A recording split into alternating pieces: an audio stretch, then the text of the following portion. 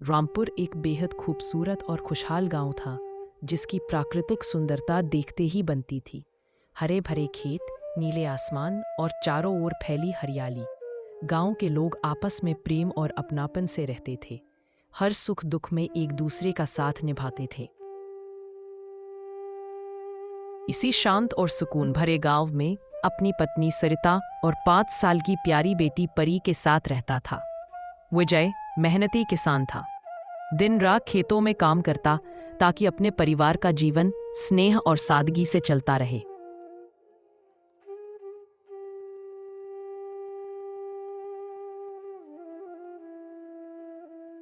अरे वो सरिता, खाने की पोटली तैयार हुई कि नहीं? देर हो रही है, बैलों को भी खोलना है अभी। बस आ रही हूँ जी, जरा रोटी उतार रही थी। पेठे की सब्जी बनाई है आपकी पसंद की। लीजिए जी, गर्मा गर्म खाना रखा है। रास्ते में ठंडा हो जाएगा पर स्वाद बना रहेगा। अरे भाई, तुम्हारे हाथ की बनी पेठे तो जैसे अमृत लगती है, बिना खाए मन नहीं भरता। आप बिना बस यूं ही तारीफ किए जाते हैं। कुछ मीठा भी रखा है। गुड़ की चक्की परी के लिए भी बचा ली है। ठीक है, देखो सरिता, आज देर हो जाएगी शायद। खेत की मेड़ ठीक करनी है। ठीक है जी, लेकिन धूप तेज है। बीच बीच में पानी पी लीजिएगा और थोड़ा आराम भी कर लीजिएगा। सारा दिन खटते हैं। हाँ, ध्यान रखूंगा। तुम भी खुद को ज्यादा मत थकाना। परी का ख्याल रखना। जाइए जी, राधे राधे। भगवान आपका दिन शुभ करे। जल्दी लौट आइएगा, परी आपका इंतजार करेगी।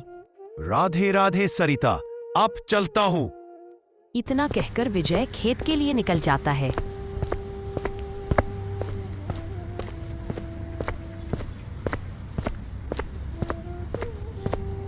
रास्ते में उसके 2 दोस्त मिल जाते हैं। अरे ओ विजय, आज तो बड़े जल्दी उठ गए भाई। क्या बात है? सूरज निकले ना निकले तू खेत की राह पकड़ ली। अरे मोहन, जो किसान देर करे उसकी फसल भी देर से मुस्कुराती है। आज काम थोड़ा ज्यादा है, इसलिए सोचा जल्दी निपटा लो। काम बाद में करना भाई, पहले जरा मौसम देख ले। लग रहा है इस बार ठंड कुछ ज्यादा ही गिरने वाली है। खेत में टिकना मुश्किल होगा। अरे तुम दोनों को तो हर साल यही डर लगा रहता है। ठंड ठंड करते रहो पर काम का नाम नहीं लो। किसान अगर मौसम से डर गया तो फिर खेत कौन संभालेगा? हाँ भाई, तू तो बड़ा बहादुर किसान है। कल जब बर्फ जैसी हवा चलेगी तब देखेंगे तेरी यह बहादुरी कहाँ जाती है। हवा चले या तूफान, खेत तो अपना है। अपनी मिट्टी से डर कैसा? ठंड को भी आदत डालनी पड़ेगी विजय से। ठीक है भाई, जो होगा देखा जाएगा। पर जब ठंड सच में चढ़ेगी ना, तब हमारी बात याद आएगी। तुम दोनों बस बातों में दिन निकालो। मैं चलता हूं, खेत बुला रहा है। देर कर दी तो बैल भी नाराज हो जाएंगे।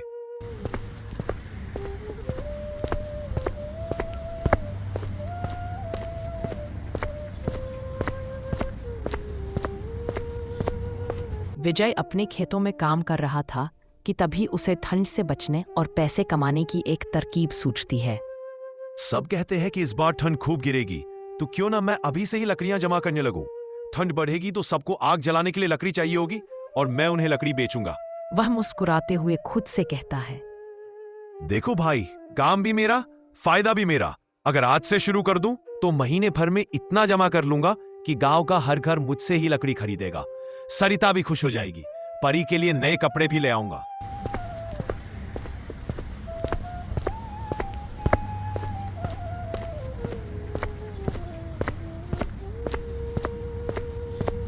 कुछ देर बाद वह घर पहुंचता है।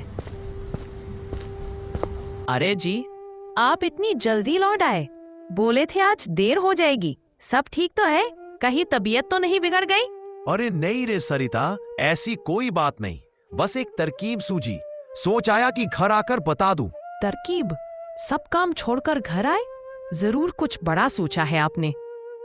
देख सरिता, सब कहते हैं कि इस बार ठंड बहुत पड़ेगी, तो मैंने सोचा क्यों ना अभी से लकड़ियां इकट्ठा करने लगूं। ठंड बढ़ेगी तो सबको आग चाहिए और तब मैं लकड़ी बेचूंगा। सब मेरे पास आएंगे, आग बेचूंगा। अरे ये तो बहुत बढ़िया बात सोच ली आपने। हाँ रे, शाम से ही जंगल जाऊंगा। इतनी लकड़ी जमा कर लूंगा कि ठंड में घर भी गर्म रहेगा और जेब भी। भगवान करे आपकी यह सोच रंग लाए। मैं भी शाम को मदद कर दूंगी। परी को सुलाकर लकड़ियां बांध दूंगी। वाह सरिता, तू तो सच्ची साथी निकली। इस बार ठंड हमें परेशान नहीं करेगी, बल्कि बरकत लाएगी। शाम को विजय जंगल की ओर लकड़ियां काटने निकल जाता है।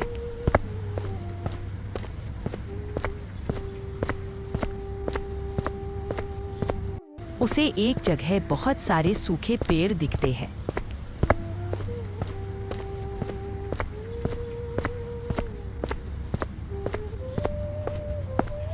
वाह रे भगवान, आज तो किस्मत खुल गई। वह खुशी से लकड़ियां काटने लगता है।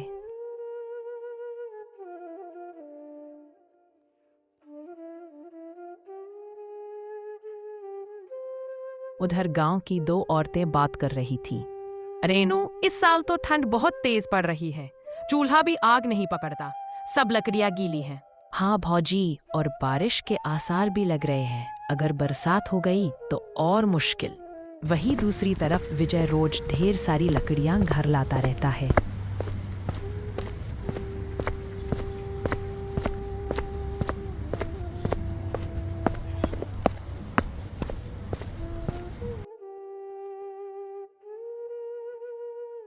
अगली सुबह रास्ते में फिर मोहन और बलराम मिलते हैं।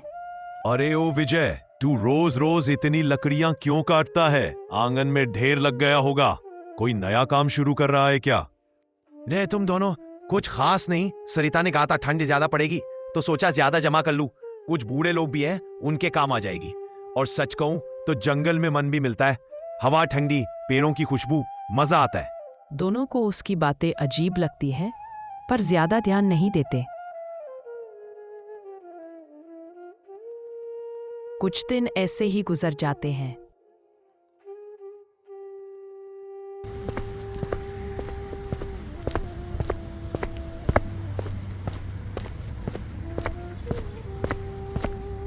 कुछ दिन ऐसे ही गुजर जाते हैं। विजय के घर में लकड़ियों का ढेर लग जाता है। गांव में ठंड बहुत बढ़ चुकी थी। गांव वाले जब विजय के घर के बाहर लगा मात्र 10 रुपए में लकड़ियां वाला बोर्ड देखते हैं तो सब समझ जाते हैं कि वह क्यों रोज जंगल जाता था। अरे देखो तो सही, कैसा चालाक निकला ये विजय।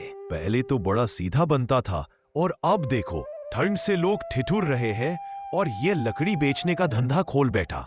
हम जैसे गरीबों की ठंड को अपने जेब का माल बना दिया इसने। भाई, जिसे अपने पेट की पड़ी हो वो दूसरों का दुख क्या समझेगा? सब गांव वाले एक दूसरे की मदद करते हैं, और ये विजय तो जैसे गांव से ऊपर हो गया। अब बस बहुत हुआ। जंगल क्या उसके बाप की जमीन है? हम भी जाएंगे, कल ही लकड़ियां काट लाएंगे। किसी के आगे हाथ फैलाने की जरूरत नहीं। सही कहा रामू, जब विजय जा सकता है तो हम क्यों नहीं? अब कोई उसका मुंह नहीं देखेगा।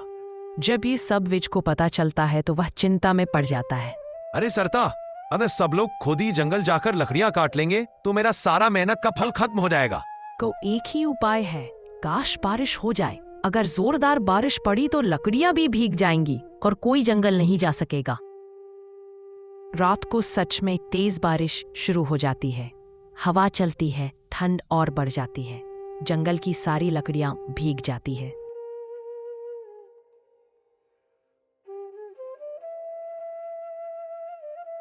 अरे देखो सरिता, भगवान ने हमारी सुन ली। सारी लकड़ियां भीग गई होंगी। अब कौन जाएगा जंगल? सब घर में डूब के बैठे होंगे। विजय खुशी से झूमता है। अब जब मांग बढ़ेगी तो दाम भी बढ़ेंगे। 10 रुपए में क्या रखा है? आज से 20 रुपए की लकड़ी, जिसे चाहिए ले जाए। विजय, इंसान को इतना लालची नहीं होना चाहिए। गांव वाले अपने ही हैं। दाम बढ़ाओगे तो लोग मन में रंज रखेंगे। राधे सरिता, गांव वालों ने मेरा साथ दिया था कभी। अब जब वक्त मेरा है तो मैं क्यों पीछे हटूं? सरिता दुखी होकर चुप हो जाती है। विजय घर के बाहर बोर्ड बदल देता है, 10 रुपए से 20 रुपए किलो लकड़ी। देखो उस विजय को, कल तक कितना सीधा था, आज दोगुना दाम।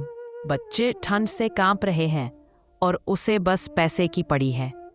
याद रखना, जो दूसरों के दुख में अपना सुख देखता है, उसकी आग एक दिन खुद उसके घर को जला देती है। ठंड बहुत बढ़ चुकी थी और मजबूरी में गांव वाले उसी से लकड़ी खरीदते थे। विजय का धंधा खूब चल रहा था। धन के साथ उसका घमंड भी बढ़ता जा रहा था।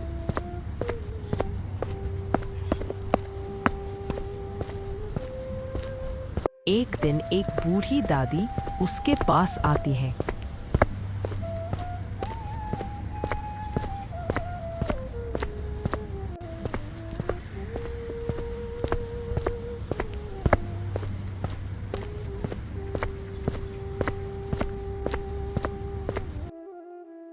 बेटा विजय, जरा थोड़ी लकड़ी दे दे। रात भर से आग ठंडी पड़ गई है, हड्डियां जम रही हैं। आदि, लकड़ी मुफ्त की चीज नहीं, पैसे दो तभी मिलेगी। अभी पैसे नहीं हैं। कल चौपाल से अनाज मिलेगा तो चुका दूंगी। उधार? उधार में तो लोग भगवान को भी भूल जाते हैं। तू तो गरीब है, कैसे चुकाएगी? बेटा, सर्दी किसी की जात नहीं देखती। मेरे पास समय नहीं है तेरे रोने का। जा यहां से। दादी कमला दुखी होकर चुपचाप लौट जाती है। अब विजय का घमंड चरम पर पहुंच चुका था।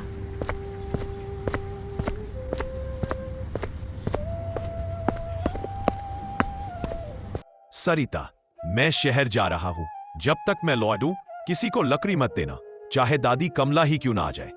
विजय, दूसरों की तकलीफ देखकर पत्थर दिल मत बनिए। ईश्वर सब देखता है। जो दूसरों के दुख पर हंसता है, उसका सुख कभी नहीं टिकता। बस कर सरिता, मैं अब गरीब विजय नहीं रहा। लोग तरसते हैं मुझसे लकड़ी लेने को। सरिता समझ जाती है कि अब विनाश करीब है। सरिता बाहर औरतों के साथ आग ताप रही थी, अंदर परी खेल रही थी।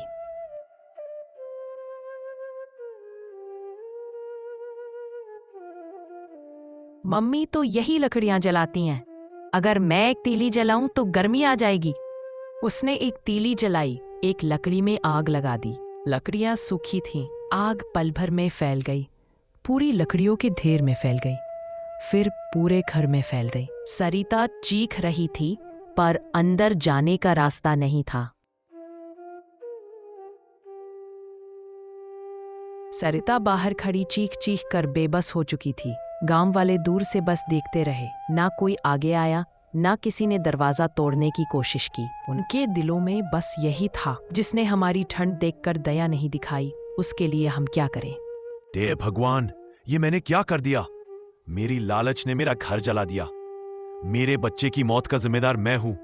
कहा था विजय, लालच छोड़ दो, दूसरों का दुख मत बढ़ाओ, किसी की बद्दुआ मत लो।